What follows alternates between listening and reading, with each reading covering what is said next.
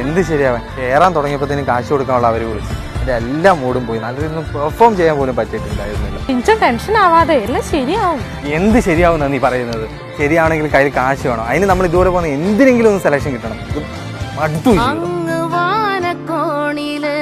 മിന്നി നിന്നൊരമ്പിളി അമ്പിളിക്കലയ്ക്കുള്ളില് ചോര കൺമുയൽ.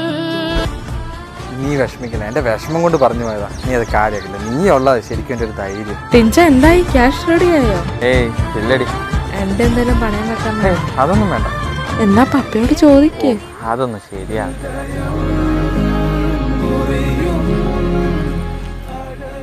ഇത്രയേ ഉള്ളൂ.